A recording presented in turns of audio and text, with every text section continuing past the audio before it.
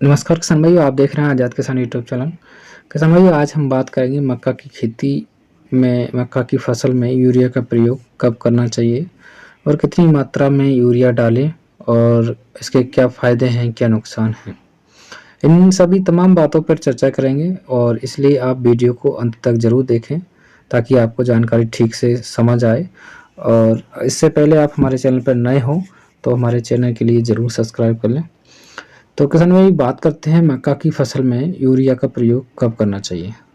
किसान भाइयों, मक्का की फसल में आपको यूरिया 28 से 30 दिन के बाद डालना चाहिए और बेहतर परिणाम के लिए अगर आप यूरिया के साथ में माइक्रोन्यूट्रिएंट जैसे कि जिंक सल्फेट और पीजीआर जैसी धनजाइम गोल्ड और सागार का डालते हैं तो आपको बेहतर परिणाम मिलेंगे। यूरिया का छिड़काव के बाद में सिंचाई करना बहुत ही आवश्यक है अच्छे परिणाम देखने के लिए। लेकिन ध्यान रखें, आपकी फसल यानी कि मक्का की खेती में खरपतवार की मात्रा नहीं होना चाहिए। खरपतवार अगर हैं तो उनको नराई गुड़ाई की सहायता से निकाल दें, अन्यथा यूरिया का विशेष लाभ आपको नहीं मिलेगा। अब बात करते हैं कि यूरिया की कितनी मात्रा आपको देना चाहिए। किसान भाइयों, पहली सिंचाई पर आपको यूरिया 5 से 8 किलोग्राम प्रति बीघा के हिसाब से देना चाहिए। बात करें एकड़ के हिसाब से तो आपको 45 से 50 किलोग्राम प्रति एकड़ के हिसाब से आप यूरिया दे सकते हैं।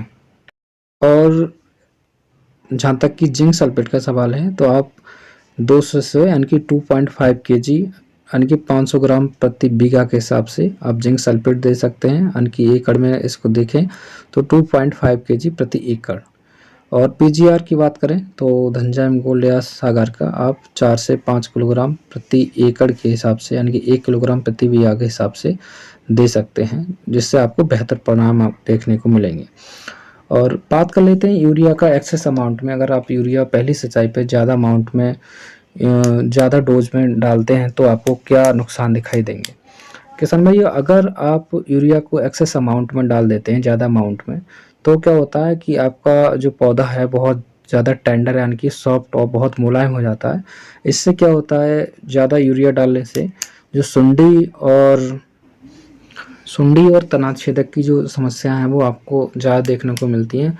क्योंकि जब आप यूरिया का प्रयोग ज़्यादा करते हैं तो जो आपका पौधा होता है बहुत ज़्यादा टेंडर यानी कि सॉफ्ट हो जाता है, जिससे ये समस्याएं सुंडी और जो है तना छेदक वाली समस्याएं ज़्यादा देखने को मिलती हैं, कटवर्म वाली समस्या ज़्यादा देखने को मिलती हैं।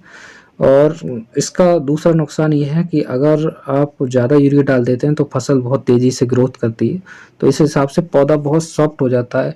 जब कोई आंधी तूफान और तेज़ हवा चलने लगती है तो आपकी फसल में बहुत ज़्यादा नुकसान आता है, आपकी फसल बहुत जल्दी टूट जाएगी। और सुंडी और तना छेदक के लिए आप चाहें तो यूरिया के छिड़काव में फटेरा जैसे जीआर में जो आता है क्लोरांट्रानिल प्रो, उसका भी प्रयोग कर सकते हैं। तो ये थी विशेष जानकारी आपको मक्के के बारे में, यूरिया कब डालें, उसके साथ क्या डालें, कौन से फर्टिलाइजर डालें। आशा करते हैं किसान भाइयों जानकारी आपको पसंद आई हो। अगर जानकारी पसंद आई हो तो वीडियो को ज़्यादा से ज़्यादा लाइक करें और ज़्यादा शेयर करें। और आप हमारे चैनल पर नए हो तो चैनल के लिए ज़रूर सब्सक्राइब कर लें। मिलते हैं नेक्स्ट वीडियो में एक नई जानकारी के साथ, तब तक के लिए नमस्कार।